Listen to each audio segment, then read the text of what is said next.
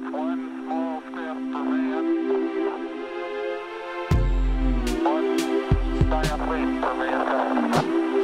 Columbia, this is... This is Houston, AOS, over.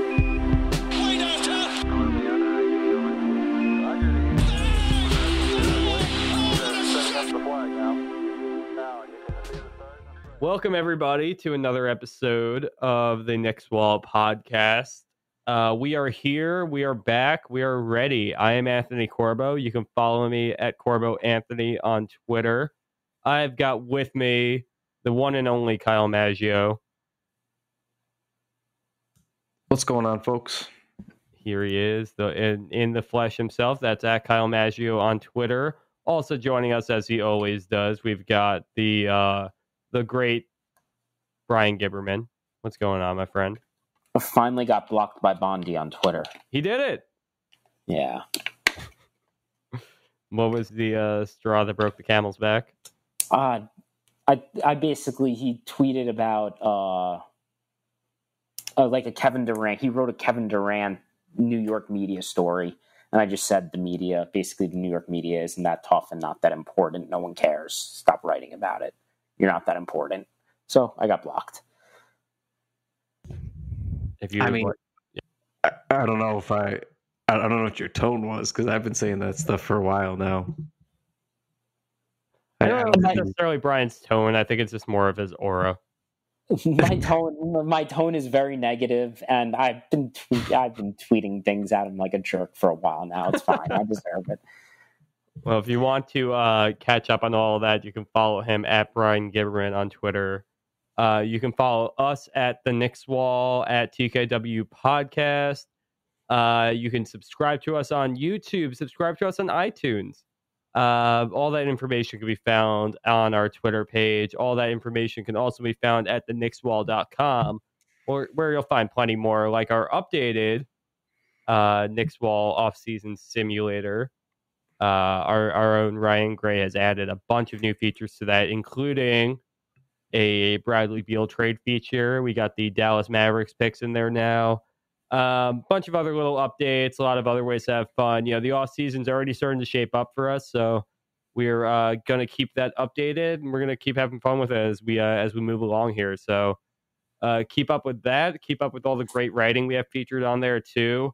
I know our own Harley Geffner just took a look back on some of the Knicks draft picks of the past decade or so, just to kind of see if we're looking at necessarily bad draft picks, or we're bad at development, or if it's a combination of the two. So check out all that. In the meantime, we're here. We're part of the Blue Wire Podcast Network, and we are here to talk about the NBA Finals. So Kawhi Leonard's in there. The Toronto Raptors are in there for the first time. Golden State Warriors are back for the first time this year. And I guess what's your guys' initial reactions coming into the series? Warriors in 5.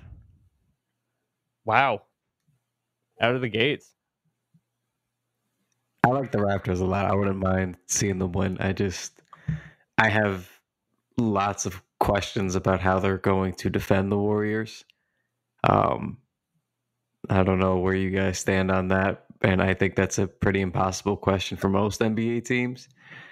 But I just don't see how they're going to be able to get it done, especially if Durant comes back. I just don't see them doing it, because once Durant comes back, they're just going to throw Durant or Draymond on Kawhi the whole time, and we know how good and switchy the Warriors defense can be too. So I don't see it personally. I don't think Durant's coming back this series. I feel like he has to play a game or two, but no, I don't think he's ready. Okay, I'm with Anthony about that. I don't think KD is going to play. I think he's hurt. And second, the defense thing is interesting, because so you have Siakam, you got Kawhi, and you got Green. You got 3 really long guys that can guard multiple positions. You're set there. Lowry can deal with post-ups, but Steph and Clay can get their shots off on him. So that's a problem. And Gasol, they can put in pick and roll and make defend. it's the switching gets kind of hard because of Gasol. You can't have, so they can't just switch. They can't just switch everything. I don't even think with Ibaka, if this isn't Ibaka from 3-4 years ago, so they can't switch anything. They also need Danny Green to actually make shots because Van Fleet and Lowry that's not going to work. Neither of them can guard Clay. Because Clay's just going to shoot over both of them, and Steph's going to shoot over both of them. So they have three pieces that you're like, that you would draw up in a whatever to put against the Warriors. But the other two spots, I don't see it. Yeah, and I'm not trying to like write off the Raptors either. Like they could absolutely make this a series, and I wouldn't be surprised. But I just think it's a lot of like I saw some like Raptor fan tweets about, oh well, you know, they didn't give us a chance against the Bucks either, or they thought the Bucks were gonna, you know, win the series. And it's like, guys, like the Bucks are a different dynamic because they're sort of similar in the sense that they have one star that they are based around and work around, and Lowry's the nice auxiliary piece behind him, and the rest of the team dynamic works that way. And that's kind of how the Bucks were. It was Giannis, a little bit of Chris Middleton, and that was the team. And then you get your role player contributions. And that's largely what the Raptors are. They have, you know who the stars are or where they've run the offense through. And then it's a lot of guys hitting shots and role players. And I just don't know if that's ever going to be enough, you know, to beat the Warriors, who, even without Kevin Durant, like Stephen Clay is already better than what the Raptors have. You know what I mean? Like that's really tough, especially when your defense, like the guys who are going to be tasked with guarding those guys, like you said, that, you know, Steph and Clay are going to get shots up whenever they want. Like I just don't know if this is really a good matchup for them. I'd love to be wrong because these playoffs have been really, really good as a whole, and I'd like to keep that going through the finals. I just don't see it personally. Lowry's getting up there already as it is. He's a fine defender still, but I just think it's going to be a rough series. I think it's going to be a little rougher than people think it's going to be. And I, again, hope I'm wrong. Right? Raptors have some of the talent to really, you know, make that not the case, but it does worry me. You need those two guys that can kind of score in isolation because you limit your turnovers and you're getting more shots, obviously. And they have one of those guys in Kawhi. They don't have the second one. And that's why the Cavs work so well, because they had both Kyrie and LeBron who could just both take the ball and go. And they could score. It didn't matter what else is happening. Toronto only has one of those guys. Like, oh, how much you got to maybe push Kawhi to like 35 to 40% usage in this series and just pray for the best and see what happens. Just let him ISO the hell out of it. And if it works, it works. I think that Kawhi is a good enough offensive. It's the matchup between Kawhi and Draymond is going to be really interesting. I think those guys are both like. I think that Draymond is as skilled of a defensive player as Kawhi is an offensive player, but I think that Kawhi is kind of at another level right now, and I think that there's something about him where I think that he's going to be able to activate. Like, I just think he's got this kind of motivation going into the finals, you know? And I'm interested to see if he's going to be able to take that past Draymond. Because I think if he beats Draymond, I think that's going to be a major factor in the series. I don't think the Raptors necessarily have an answer for the Warriors backcourt. And that's a legendary backcourt, of course. That's, you know, it's not going to be an easy series for the Raptors to win. I'm not that taken back by Kyle saying Warriors in 5. I don't necessarily think this is the Raptors series to win, but you know, we've seen them kind of fight through this kind of scenario before at a lower, you know, in lower stakes. But I'm just I'm really intrigued to see what this ends up being like, because I'm very impressed with the Raptors to this point. I think that they have a lot of energy going into them heading up to the matchup. I think the Raptors are going to win one at home because Steph is going to have one of those games where KD isn't playing, and we know Steph's game is already kind of a high variance. And I think he's just going to go in and he's going to shoot, you know, like one of those 7 of 24 games where his threes just aren't falling. And then the Raptors are going to sneak one out because their defense will be stout otherwise. But aside from that, like, you can't count on that happening. You know what I mean? Like you can't. And again, you guys don't think Durant plays. That I think that's a fine take. I could see it going either way. I just feel like with how things have been shaping up that he would want to try to get out there for a game or two. But obviously with what's at stake this summer, it makes sense if he doesn't. But yeah, I just don't see it. And I really like Raptors Twitter. I enjoy interacting with most of them. They have a really good fan base. I'd like to see them, upset the Warriors here, and it would be a fun story. But I just can't talk myself into it. What you just said is really interesting, though, because Durant. It's funny. Most players, the common expression is if it was the finals, they would play, right? And for most players, that like motivation would be there, like, okay, it's the NBA Finals. This is the stage. This is my shot. I got to do it. Durant doesn't have that kind of pressure or expectation on him, and it's just weird that the inverse is kind of like what the expectation is for him, where he's like, oh, there's too much at stake. I can't play in the NBA Finals right now. It's kind of a bizarre scenario with his free agency and his expectation to sign a multi-year max contract with whatever team. Like, he really does almost have too much at stake to play in the NBA Finals right now, and that's kind of an extraordinary thing. Yeah, I guess it's just there's too much at stake this summer. We obviously know about all the Knicks stuff. We know the Clippers are courting him. We know the Nets are going to be after him. Anybody with money is going to be after him. So I don't even really need to list them one by one. But I mean, I guess you guys are probably right, because I'm thinking back to the night when the injury happened, and there was like such a hush that fell over the basketball world. Like, for an instant, when everybody kind of felt like or guessed that it may have been an Achilles injury, everybody just seemed to be like, oh, this changes everything. I know Knicks fans were just panicking. And right. I mean, not even for us, though. Like, he is the domino that everyone's waiting to fall. Yeah. Like, he is what's going to set off free agency. Oh, yeah, because, I mean, if he's not available, then everything goes back to Kawhi being the crown jewel. And not that he already isn't basically in contention for that title, but everybody doesn't really know what Kawhi is going to do, whereas Durant's free agency has been dissected 1,000 different ways. So they're going to go all in on Kawhi and then Kyrie, and it's the entertainment business. They're going to keep the buck moving anyway. But yeah, he is the first domino. Maybe it's better he doesn't play. Maybe it's better. I just wonder how that affects things with how he thinks about things, and we know he's been a little indecisive in the past. And I wonder if he doesn't play, there's no way he resigns. Well, I mean, if he's not ready, then of course. But like, if the Warriors won without him, that's what I mean. Like, do all of a sudden do you think he goes, okay, well, clearly they didn't need me. I've been hearing that all year. I'm out. Or do you think he goes, no, you know what? I do want to be back. Like, I want to prove that I need to be part of this still. Like, I don't know, because I feel like we can always convince ourselves of what he's thinking, but I don't know what actually matters to him in this situation. I am interested about the Kawhi thing. Like, do you think that his,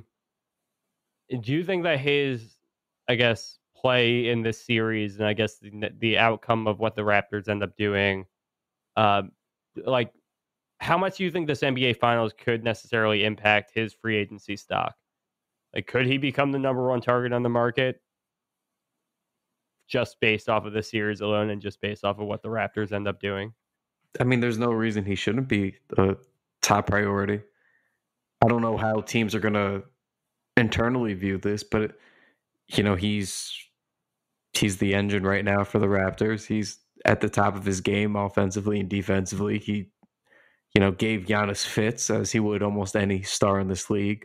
You're seeing him perform at a very high level offensively. I don't know why he wouldn't be a top option for any of these teams. I don't know, again, how teams are going to decide who to meet with first or who they'd want to sign. You know what I mean? But to me, it's not even a 1A, 1B thing. Like, they're both one. It's just whoever you can get the meeting with, basically. I think Kawhi's going to move. It'll go somewhere pretty quickly with him. Like, I don't think he's sitting around and waiting for KD to make his decision. There's nothing that he's done in his entire career that shows that he cares about what other people think. He just does what he thinks is right for him, and I would expect that to continue. Yeah, I don't necessarily mean like that so much. I think it's just what options end up becoming available or not available. Yeah, I'm pretty interested to see what this final series ends up looking like too. If like somehow DeMarcus Cousins comes back, I mean, there's been some discussion of whether he's ready, and I just feel like the timeline with all these injured Warriors stars is kind of up in the air still. Like no one really knows exactly when they'll be ready, and I think the Warriors are kind of blowing a little bit of smoke and trying to scare the Raptors a little bit by saying like, oh, Durant might be ready and DeMarcus Cousins might be ready to come back and everything. But I wonder which positions are going to be. I wonder if if like Marcus Gasol is facilitating and the Raptors and like Siakam could have a good game, or if like any of the other Raptor bench players and role players can really step it up to support Kawhi, because they definitely like the Raptors bench definitely can outplay the Warriors bench. It's just how utilized will any of those players actually be is the question. The injury that could make the possibility of this being a better series than maybe some people expect would be Iguodala. We saw it in that last game for the Blazers in Game 4. Like the Warriors had to really work to win that game with Iguodala and KD out.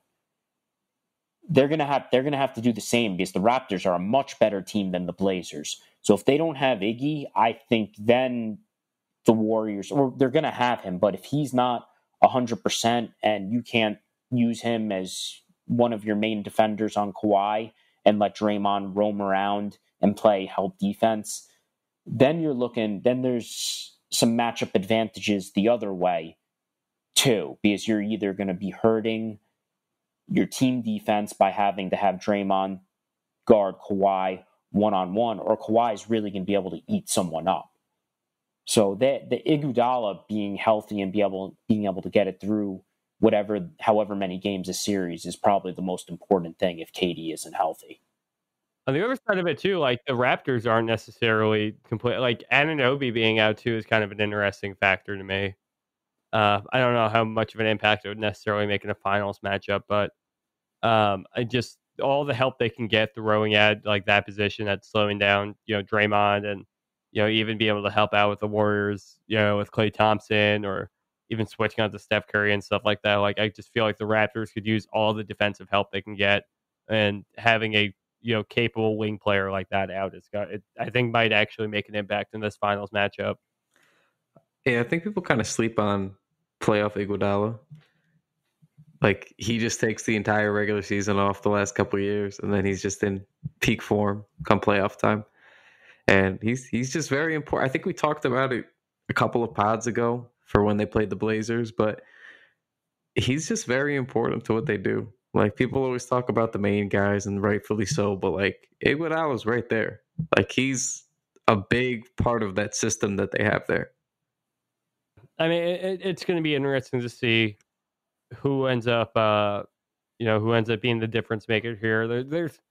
There's a part of me that thinks it's not necessarily going to be the like a Steph Curry or Kawhi Leonard series. I think there might be some interesting players that kind of come out here. Like I think that Siakam might be able to kind of exploit a little bit of that. Get past, like with Draymond being so concentrated on Kawhi, I think that he might have an ability to kind of like get going, and especially if Iguodala is not 100%, I could see something interesting happening there where one or the two of them could really pick up their games. And we mentioned it, but the guard play is going to be interesting. Interesting series all moving forward. I'm happy for Toronto. I'm really glad to see them getting into this position, and what happens with them from here. I mean, like even if Kawhi leaves, it's they're in such a good spot, and it's hard not to kind of be happy for them, even though they're division rivals. But whatever. I feel like we don't have division rivals. We've been bad for so long, man. Like we don't really have division rivals. Like we make a big deal about the Nets stuff, but like it's not really a rivalry. the Celtics stuff's not really a rivalry. Like they've just pounded on us for a while. You know what I mean? Like you said earlier with Alex, like, or Later, Kyle. Later. This happened Later. before. Yeah. Yeah, that's why I stopped. Sorry, so we can just adjust that up. But like you said, later with Alec. Oh boy. No one knows. Just Sorry, just get it out. All right, but yeah, I mean, we just haven't been good at the same times as the Celtics and Knicks haven't been good at the same times, and it's just not much of a rivalry. The Sixers has never been a thing aside from Melo hitting a game-winning shot on TJ McConnell.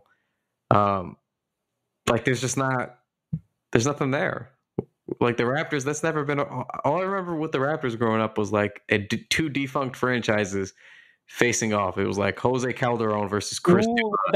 That's not true. We the Knicks and Raptors went at it a little bit when Vince Carter was there. The late '90s run. Yes, and sorry. The Raptors were the first team.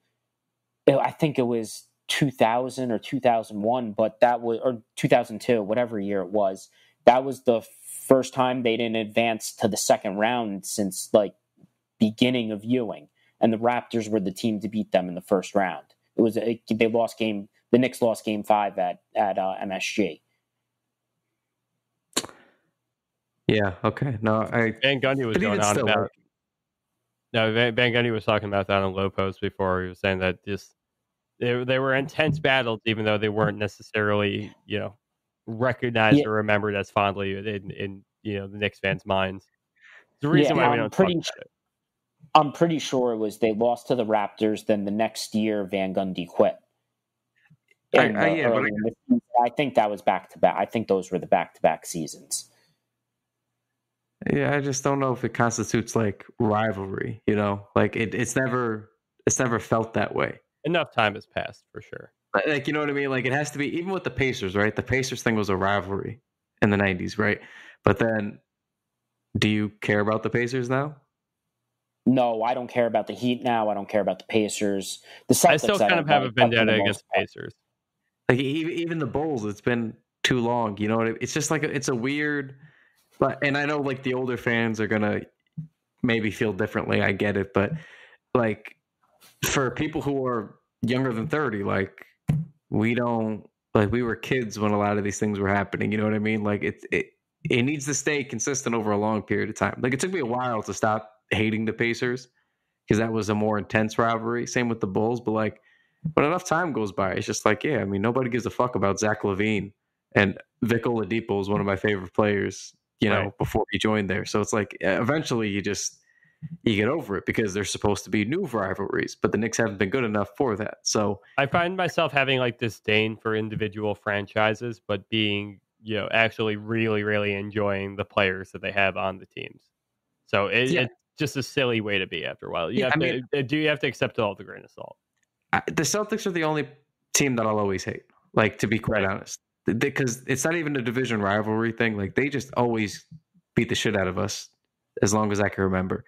Paul Pierce always bothered me as long as I can remember. Like they've had annoying, like even Kevin Garnett, who's the dirty, scrappy guy who you love to have on your team but hate to play against, and he's setting his illegal screens against us in the playoffs.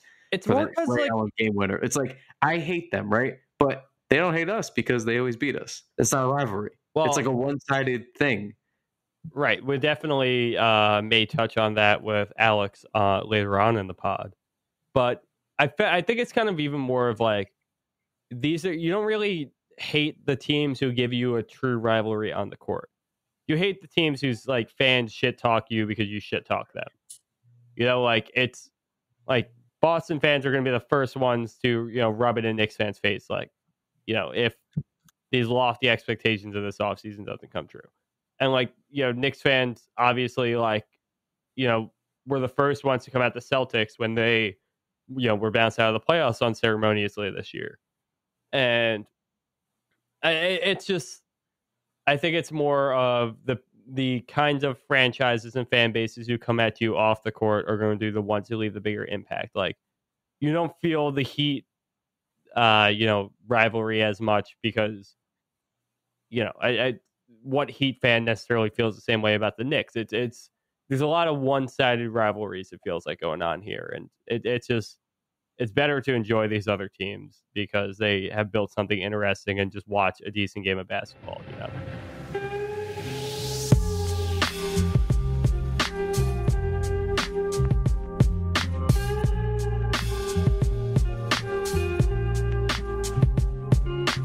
We are going to go to our first interview of the night. We're going to be speaking to Alex Kungu about the Celtics, who we very much has had some pretty strong opinions on. He will fill you in that it is not necessarily, the feeling is not necessarily mutual. I feel like it's a little bit of like that meme that's, like the I don't even think about you at all kind of meme or whatever. Anyway. We are going to talk to Alex now, but first, here is a little something from Blue Wire, our own home network. Hey, this is Jason Patt, co-host of the Cash Considerations podcast. Check out my podcast and others on the network by searching Blue Wire in iTunes, Spotify, and other podcast players.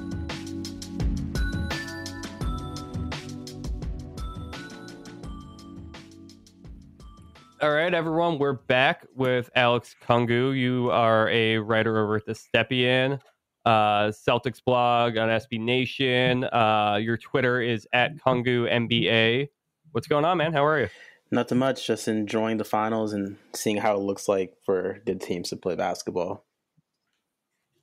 I mean, you at least got somewhere this year. Hey, we haven't. I don't know what you're complaining about. That's us the entire NBA season. Hey, look, it's a lot easier to know where you are than to like expect one thing and then turn into the Wizards. You don't ever want to turn full Wizards, and that's oh my god. Yeah, you guys are 100% the Wizards. That's as spot on as it can be. It's kind of clicking. It's just like such a strange like development from the John Wall, Isaiah Thomas series from not too long ago to see you guys go full Wizards, and for what that means these days, it's just, man, we are in quite the state of the NBA right now. Yes, things are very interesting going on, but aside from that, I'm enjoying life. Well, we brought you here to talk about the Boston Celtics, and I think that can be a bit of a loaded topic between some Knicks fans and some Celtics fans. I guess on your side of things, and I know how, maybe barring the last couple of years or including the last couple of years, whatever, Knicks fans seem to have a big agitation against the Celtics. I feel like that's not quite as returned on the Celtics side towards Knicks fans. Yeah, that's actually news to me. I did not know that. Okay. Yeah.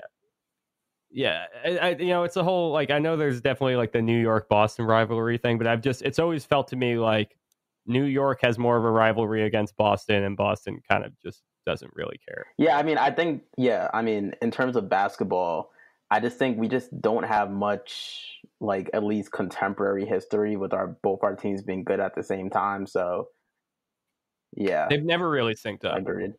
Yeah, thinking back, there's like rarely I can even think in history of very many Knicks Celtics series that that are memorable at least. It's simply the Boston New York connection, and then Paul Pierce torturing us for a decade. Like that's basically what it comes down to. But there's obviously about to be a little bit of there's going to be some bad blood when it comes to Kyrie Irving, one way or the other. Going right into it. Then Kyrie, to me, doesn't seem to be in the best standings in Boston right now. And it seems to be a bit of a domino effect and a trickle-down thing from, just how the season began all the way to how the season ended. But I guess, to you, Kyrie Irving, is he long for Boston, or is he already got a foot out the door? I think he's gone. I don't think this is really... I think when he signs with wherever he signs with, which I don't think it's Boston. I'm just very sure it's not Boston, if that makes any sense. It has the feel like the way it ended, kind of the comments leading up to it, kind of like the decommitting, all the talk you hear, which is just not people making up stuff as much as Boston fans would like to believe. Like there's a lot of smoke there. So my feeling is that he's out, and I think he's going to evaluate the situation, see where some other pieces land first before making a decision. What would you say is Boston's like plan A, plan B, plan C? How do you see them going about attacking the offseason? I think Boston has two paths. One is they try to trade for AD, get him hopefully, and then they hope that can get Kyrie to come back and they commit to a full out like win now type of path. And then hold on, before you go to plan B, what is the package that you think it would take to get Anthony Davis, and is that something you're willing to give up? Yeah, so I think the package is definitely going to be something that includes all of the Celtics' young prospects that are meaningful. So Marcus Smart, Tatum, and Brown, just off the bat, probably the Kings lottery pick. They probably want the 2 picks in the 20s just because they'd be doing a full reset. And honestly, after seeing the way like a team like the Raptors, for example, went all in on a top 5 player and seeing them reap the benefit of that, I'm of the mindset that you should just give up whatever it is to get one of those players. Because when you have one of those players, building around them, doing all that stuff becomes much easier if you have like a good staff doing that. So whatever price it would take to get Anthony Davis, on me, I'm not speaking for Celtics Nation because I don't think they agree with this. But for me, I would trade anything. And then what was plan B? So plan B is Kyrie leaves, like I think. They don't get AD because it becomes too big of a risk now that they don't have a second star to pair him with. And they have to make a decision on Al Horford, who is going to want to be in a win-now situation. And they have to either convince him that they are on a quick turnaround or letting him go, or he might just choose to go and, find greener pastures elsewhere. But basically the gist of that plan is committing to the young guys and resetting the clock back for how many years I'm unsure, but those are kind of the two paths for me. It's either you're going to win now and commit to that path, or you're going to go young and then commit to that path. I'm kind of glad you brought up in the point A about trading for Anthony Davis and now you have to give up all the youngsters right off the bat, because that's something that a lot of Knicks fans don't seem to comprehend. You can't give up the things that you don't want and then land a star player. Like, you have to give up stuff that you like that's actually good. So, it would suck for Celtics fans to see, prospects that they probably have some sort of attachment to, but that's kind of the cost of doing business. Just is what it is. Like, we'll tweet anything out about an Anthony Davis trade and people just lose their shit about selling the farm and this and that. And it's like, guys, like, this is the cost of doing business. This is how you get there. So yeah, and I mean, it's just like you just come to these points of the years and the playoffs, and you're just seeing like who really matters. And again, it's the team that went all in, the Raptors, who went all in for their star. And look at them now, like they got over the hump. They're in the finals now, and that's because they were unafraid to give up whatever they need to give up to attain a top 5 player. So that really guides my mindset coming into this offseason. I'm interested to see if Kawhi propelling the Raptors to the finals makes teams like will that make teams like the price of superstar would be a lot higher for teams trying to acquire them? Because when you look at I know Kawhi had a lot of baggage coming out of the season that he was essentially out for in the disagreement with the Spurs and everything, but they still had Siakam at the end of the day. They still had, VanVleet. They still had like all these players that came up. They didn't, lose everybody in that trade. And I wonder if that's going to lead to like, the teams with the superstars who want out, who know that their player could easily take a team to the finals with, just the right amount around them. Will that make the price for those players be a lot higher, where you really do have to sell the entire farm now? Yeah, for sure. I mean, I think if you reverse it back to last summer, I think the Sixers and Celtics are really kicking themselves that they were so steadfast on keeping their young cores as opposed to just going for this guy. Because even if Kawhi leaves at the end of the summer, like, I don't think any Raptors fans would be upset with the result that they got. I don't think they'd be upset with the season that happened. So, Yeah, I mean, I do think this is going to really just reaffirm the reason why people go all out for top 5 players. I'm kind of surprised that you think Kyrie's going to go, because I'm opposite. Like, I think he's just, and you would know better than me because you cover them day to day, but he just strikes me as like the weird dude who resigns after all that shit happens. And there's already more financial incentive for him to stay too. So I don't know. Like, a lot of Knicks fans seem to think that him and KD are like a slam dunk. If they come, they're coming together. Like that's a thing. And I've kind of just been like, hey man, like the Durant stuff seems kind of legit. I still don't really full on believe it, but it seems the most legit. The Kyrie stuff has always been like an added bonus to me. I personally didn't see it happening. At least, I mean, it's not a guarantee that he comes here. You know, it could be a guarantee that he leaves, let's say. But I don't know. It just felt like to me like that's a weird way to leave off after wanting your own team. So I could just very easily see him come back and maybe saying, hey, you guys got to go get me AD or something. And maybe they reshuffle the deck that way. Yeah, I mean, it's possible.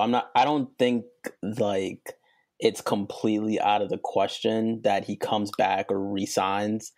It just doesn't feel it. And I don't know that it just doesn't feel it didn't come off like this is something where it's like he would want to come back. 'Cause I feel like he's seen what he needs to see from this team. He was here for 2 years. He saw it. I don't know how much faith he has in, like, say, like a Gordon Hayward, or how far he thinks Al Horford can take him, or if this is the city that he wants to spend the rest of his prime in, which I'm sure means a lot to him. So it's just, I don't know. And I mean, a lot of these big stars, once they start looking around, to me, like once he starts scheduling visits with other teams, I kind of see him as good as gone. I mean, I think the last star who I think took tours around and still came back to his team was Melo, if I'm not mistaken. But most of the time, like when they start having the wandering eyes, is because they've seen what's there, and it's not for them. It's not what they like. So that's kind of guiding my opinion on why I think he's going to leave. All right, Alex, you also write for the Stepien. So with the third pick, what's just your overview of what you think the Knicks should do? I don't think you should overthink this one. I just think you pick John Moran or RJ Barrett. Like, I don't. Yeah. Like, let's not overthink this. Like, let's not get into like the weeds of DeAndre Hunter, Darius Garland. Like, John Moran or RJ Barrett, whichever one comes to you, take them and go from there. I tend to agree with that, at least on the value aspect of it, where, you know, I think that either of those two players available will be able to net you whoever comes behind them and more if you really want to go for those players, whether you trade down, you know, before or after the draft. But there's a lot of value, I think, to the Knicks just kind of going with the most surefire thing and, you know, trying to make it happen. Because we haven't picked this high in a while, and the last high pick we had, you know, was obviously Porzingis, and that was a gamble at the time that, you know, whether or not it really ends up paying off for the Knicks is, you know, still a question, but at least the value came true on that. And we want to make sure that value comes through this time as well. Yeah. I think RJ, and I've said this on the pod before, and I know Brian wants to debate a separate point tonight, but, I think RJ, as much as people think that there's this bust, there's always a bust potential for any prospect. But people have kind of brought it up a lot with RJ, kind of to his inefficiency. And to me, I kind of think the opposite. I think he does enough in his floor game with rebounding well for his position, passing well for his position. To me, that kind of makes him a safer pick. Like if he was like, you know, Wiggins coming out of college where he could only shoot in bunches and he wasn't passing or rebounding all that well, then, you know, sure, that's fine. I can see why you'd be scared, but like, you know, he averaged almost 8 rebounds a game as like a lead guard and got you almost 5 assists a game as a lead guard, in addition to being a volume scorer. Like that seems pretty safe. Like I'm with you. I don't see why we need to overthink it. And even if you're going to move the pick, even if you don't personally love him, if you're the Knicks, like, do you know that there's going to be tons of teams clamoring for that kind of talent, you know, whether it's a trade or something else. So I just think this is like a layup. Like even they can't fuck this one up. Yeah, and I mean, I would just add another big thing I've learned through going through this draft process is so much of this is about the actual player and how coachable they are, how hard they work, how willing they are to get better and kind of work on their stuff. And anything you hear about RJ Barrett is always about his work ethic, is always about his willingness to get better. He worked out with Drew. He's working out with Drew Hanlon, and Hanlon said he was one of like the most well-prepared dude he's ever worked with. And that's coming from a guy who's coached Bradley Beal, Joel Embiid, Jason Tatum, Myers Leonard, et cetera, et cetera.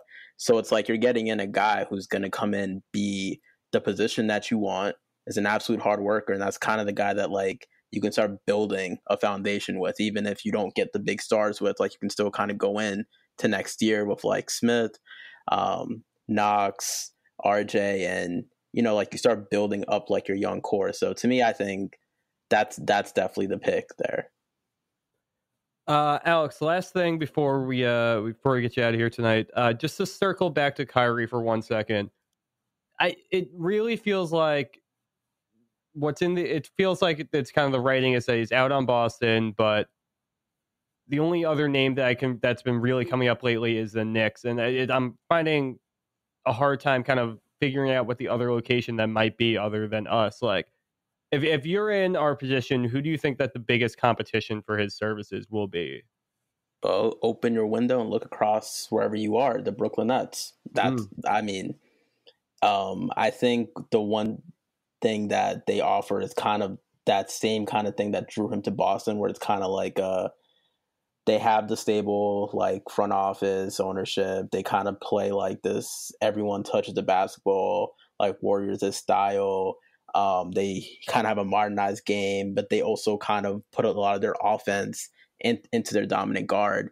And then they kind of have a lot of the advantages of being in New York that he liked. So I think Brooklyn is going to be there. David Griffin even mentioned that he'd like the style in Brooklyn better.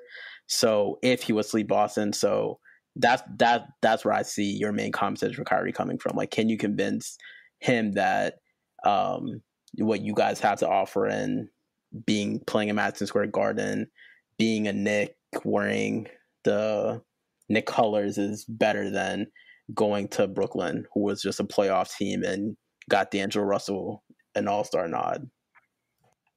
So yeah, I think there's no chance that we would ever convince him over that, unless, you know, that wink deal with Durant is actually a legitimate thing.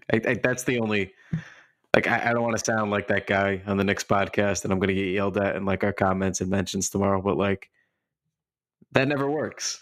It never works. Like, if Durant has decided to come here and Kyrie knows it, then it works. That's it. That's all that's going to happen. We have a lot of money. We can offer you Durant if Durant still chooses to come.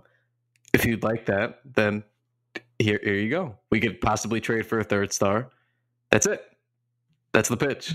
You know, I again, I'm going to get killed, but I hate the whole, oh, well, it's the Mecca of basketball. Everyone loves Madison Square Garden. I've been hearing that my entire life, and nobody signs here. Just, if you go out and you get the superstar like you're supposed to, if you can get the Durant, then he's going to come. Like, that's all that really matters at the end of the day. He's going to play in a good situation. If you can't offer that, then he wouldn't come alone is my thing. If it's like Durant spurns them and goes back to the Bay or goes to the Clippers, like, he's not going to sign here. Like, I think that's pretty evident. Yeah, and I mean, you know? To kind of play devil's advocate with that, I remember in February when he kind of had like the whole thing with the Knicks clearing the cap space, and Durant was doing the weird thing where he was ducking media for like 9 days. There was a report I want to say by Chris Mannix where they were talking, or I think it was Joe Varden. It was one of them. I think anyone can look this up. And they were talking about Kyrie and why he was acting so moody, because we were actually going well, the Celtics. They were like 28-15. They looked like they had turned the corner, and then that whole thing with AD and all that happened, and Kyrie's mood kind of shifted, and you could see it. The style of play just went out the window for us. And there was a quote in there where it was like, the thing that really makes Kyrie mad is the fact that people think that his decision is influenced by other people and he's not his own separate entity. So I think if you're trying to make a pro-Knicks argument and you don't want to believe like, oh, it has to be a package deal, you can kind of rely on the fact that like Kyrie doesn't see himself as like a tier below Durant or like a tier below Kawhi or whatever. He sees himself on that level. And he might see this as like, I'm making a decision for me. Like, I'm going to New York because I'm Kyrie freaking Irving, and this is where I want to do with my future, and I can lead this team, put this team on my back. Like, this is what I want to represent. So you're a Knicks fan and you're kind of iffy on, like, it has to be a pair or not. I would say just be mindful that, like, he's not someone who sees himself as like a supplemental piece. So he might just come just because he sees himself as a player that can just come on his own. You can find his work over on the Stepien Celtics blog on SB Nation. Go ahead and give him a follow at Kungu NBA, Kungu_NBA. Alex, really appreciate you coming on with us tonight and spending the time. No problem, guys. Thanks for having me on.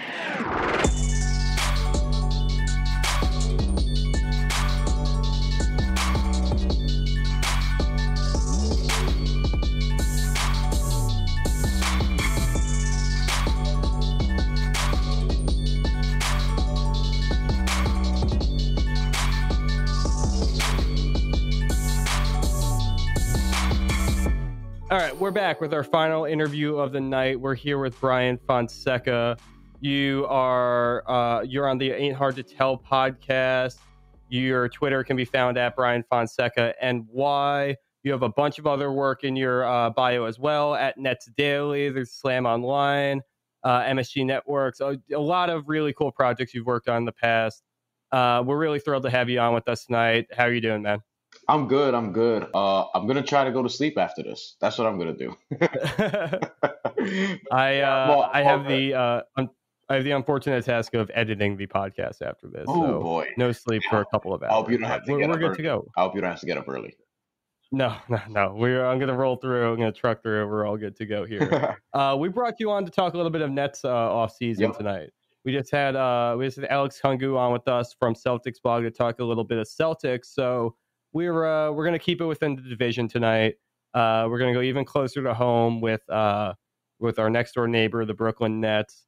And it's kind of a very interesting parallel. There's an interesting competition that's about to unfold between our two teams because we both have cap space at the same time for the first time in a while, and we're both going to be competing against a lot of the same players for a lot of the same services. So, it's been very much publicized who the Knicks are going after, but I guess I want to hear from you. Who would be your top target right now for the Nets to go after in free agency? Yeah, if I'm Brooklyn, I mean, see, this is interesting because when they were 8-18 earlier in the season before they started, righting the ship, so to speak, I would have said, I would have set the expectations a little bit lower. At that time, a lot of us were saying, hey, they should probably blow it up and rebuild. Us being, media, we were just sort of talking amongst ourselves saying that they should probably blow this up. Like, it's not working out. And then they go on the streak of winning, I think, 7 or 8 straight games or whatever it was and turning around their season. And now, they overachieved and they made the playoffs and they have the cap space. And assuming that they find a way to get rid of Alan Crabb's contract, which is going to be easier said than done, I think that they should be able to go after, whomever they may desire. And in this case, they should go after Kevin Durant. He'll be the best fit out of all the free agents. Kawhi Leonard, if he's available, I think that's somebody that they could realistically get a meeting with. I think they could get meetings with all these guys because they made the playoffs. So they've established that they have that foundation there and they're ready for a star. They're ready for a star to join them in my estimation. So, we'll see what happens. But I think, the stretch 4 is something that they've really needed. And I think Kevin Durant would solve that. Kawhi Leonard would solve that. Tobias Harris is somebody who is in that sort of B tier, but you obviously want to aim high. No disrespect to Tobias Harris. So we'll see. But I think they should be in the mix for pretty much anybody they want. Now, will they sign somebody? I'm not sure, but they'll be in the mix.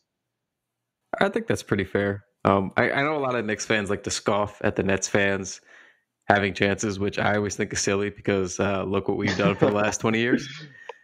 But I mean, it's a stable front office. You guys built up some of the young guys really nicely.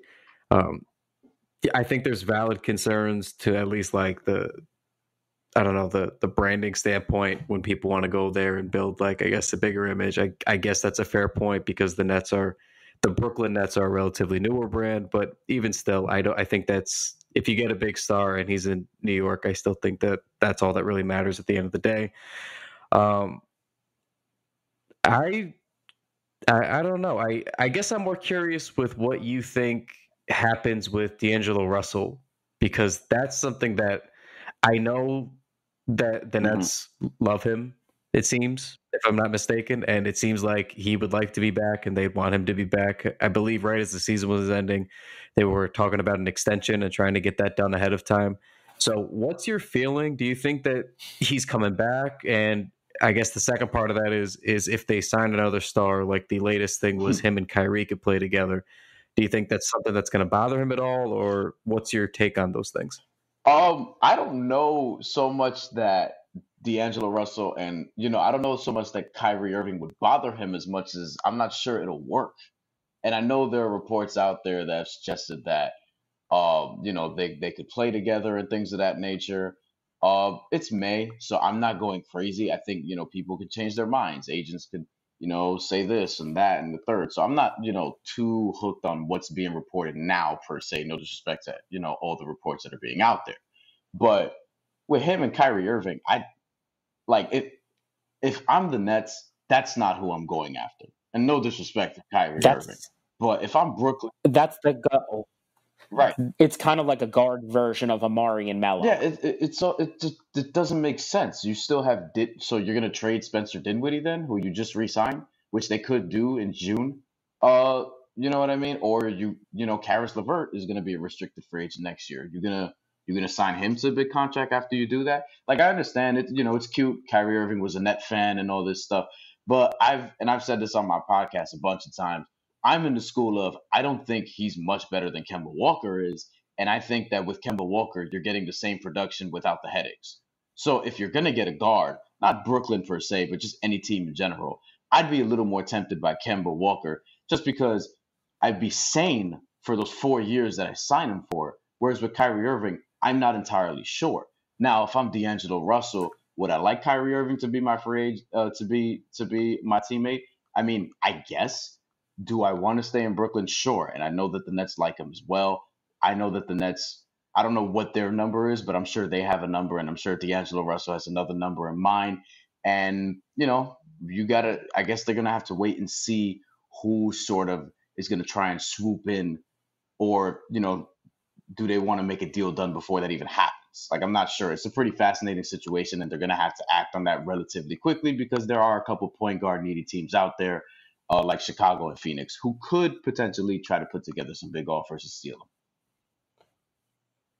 them. The Kyrie, go ahead, Brian. The Kyrie and Nets stuff has popped up here recently pretty loud.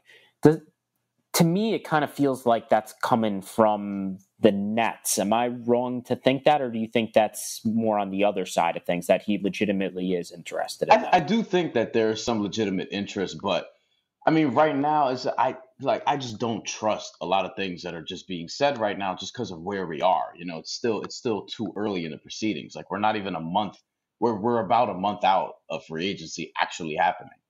And I don't recall at this time a few years ago knowing that, Kevin Durant's definitely going to Golden State. I don't think that was a common thing that was being said in May of, whenever it was 2016 that he went there. You know what I mean? Same thing with LeBron going to Miami. Like, there were a couple reports, or there were a couple people saying that, but a lot of people didn't believe it until it actually happened. So I say all that to say, I just don't legitimately know, but I'm sure that there's some interest there. But if I'm Kyrie Irving, I'm looking at the Knicks as an enticing option because of all the cap space, and I could potentially play with Kevin Durant. The Nets seem ready for a star to join their team. The Lakers have LeBron James. And my conspiracy theory all year long has been that I think he's going to go back to the Lakers and team up with LeBron again. So, see, we were kind of just talking about this a second ago. We were just talking a bunch of Kyrie with Alex, our previous guest on the pod, but he was saying that I was asking him if he thinks that the Celtics, he's pretty out on the Celtics, and I was like, if not the Knicks, who is it for you? And he said Brooklyn, but the name that I thought, or the team that I thought he was going to drop, was going to be the Lakers, and that's kind of the scenario that's intrigued me and scared me the most. In some weird, twisted sort of way, it makes all the sense in the world. I mean, if you're the Lakers at this point, I mean, What are you going to do? Like, I'm not sure guys want to play there necessarily. Now, if I'm the Knicks, And, we've seen the reports all year long about, Kevin Durant and Kyrie going to New York, Kevin Durant, Kyrie going to New York. If I'm the Knicks, I'm not so sure that I want that as much as, I don't know what the arrangement is. I don't know if these two have an arrangement, these two meaning Kyrie Irving and Kevin Durant. But if they do have an arrangement, and if it's New York, I mean, then you're going to have to, if you really want Kevin Durant and Kyrie Irving has to come with them, then you're going to do that. Now, if you're Brooklyn, it's a little more interesting because then, okay, you can't keep D'Angelo Russell then if you're going to sign both of them. So now you have to figure out what are you going to do? You're going to sign and trade them? You're going to just let them walk? Do you have to trade Allen Crabbe? Who's going to take him on? Because a lot of people are going to try and get that J.R. Smith contract. So there's a lot of things that are sort of up in the air.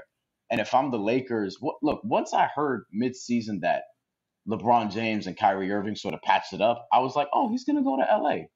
Like, you know what I mean? Like, as cynical as that may sound, I think he's going to go to the Lakers. Right. There's like a little bit of like can he make that whole thing right kind of, scenario, I think, playing out. But just going back to the Nets quickly, the team has a ton of money for the summer in cap holds right now. Yep. Like you have D'Angelo Russell, obviously, who we've spoken about, but you have, DeMarre Carroll, who I imagine probably won't be returning to the team. Jared Dudley, who I probably imagine won't be coming back for that number either. If they can, find a suitable replacement, they likely will. But guys like Rondé Hollis-Jefferson, like Alan Williams to a degree, even kind of Ed Davis, I suppose, too. I guess Rondé is really the one that I'm most curious about here. But where does he still factor into the Nets' plans at all? Like, do you think that he is somebody they're going to try to retain, or is he better is his spot kind of better used with cap space? I'm not sure anybody you just mentioned will be back. In fact, I would probably say that Jared Dudley could come back on a veteran's minimum of everybody there. Everyone else, I'm not so sure that they'd be back. And I think that whoever, whatever cap space they sort of get from that, they're going to be patient and diligent and wait to use that because, you have to see what happens with D'Angelo Russell. They're obviously going after these big free agents. So, how it kind of works is that the other guys, the role players, so to speak, they have to wait. They have to wait and see what's up, see how the market goes, see who goes where, see what's sort of left for them at the end. And at the end, I'm just not sure that they're going to have enough to keep like really any of those guys. Rondé Hollis-Jefferson, I'm not sure. He was phased out. He had a good season last year, but then this past season he was, banged up all year and he was sort of phased out by the end, wasn't really playing much. I don't really see him returning. I see him coming off the bench elsewhere. Ed Davis might make a little too much money now because he did have a really good year. He was one of the best rebounders in the NBA by percentage, his per 36 rebound numbers and things of that nature. So I think that he's going to get a contract that's going to probably, be more than what they would like to keep him for. And then as far as DeMarre Carroll, I'm not really sure. Jared Dudley, I think he's a veteran's minimum player right at this point of his career.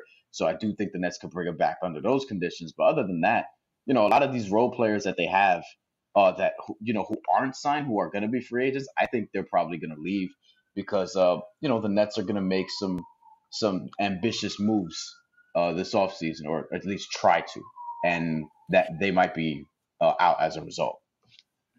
So just to follow up on that real quick, do you think the Nets are going to try to free up even more cap space? But I mean, like Allen Crabbe is probably the obvious option, but other than him, are they pretty locked into the rest of the core that they have on this roster, or do you see some players kind of being made more of a consequence of, the Nets kind of have lofty goals this offseason and they could be moved as a result of that? So when Spencer Dinwiddie signed his extension, I found it curious that one of the sort of conditions in his contract was that he couldn't be traded for, roughly the first 6 months of the deal. So basically, he still could be a part of a trade on draft night. I'm not saying that that's something that's likely. I'd actually be a little bit, mildly surprised if that happens, but that's somebody that could be moved. And of the guys who are left over, that's definitely your best trade chip, considering that he signed for a couple more years. Through 2021, 2022, if he takes a 12-year player option, which at that point, if he, keeps going at this rate, he won't take that and probably will opt for a bigger deal, more money, things of that nature. But that's somebody who could be used in a trade to get you, I don't know, whatever it is you want to get. Then you have Joe Harris is going to be an expiring contract next year, $7.6 million. I doubt that they would trade him. They love him, but who knows? That's something that has value there. Allen Crabbe would be the obvious one because nobody wants to pay him $18.5 million next year, but somebody's got to do it. And Brooklyn doesn't want to be the one to do it because, again, they're going to need space for free agency. But other than that, it's hard for me to say that Karis LeVert would be somebody that's going to be traded, So Spencer Dinwiddie's contract is very, very team friendly, which means it'll be team friendly for Brooklyn or team friendly for somebody else who wants to try and trade for him. How would you tier the Nets younger players? As far as what? Like,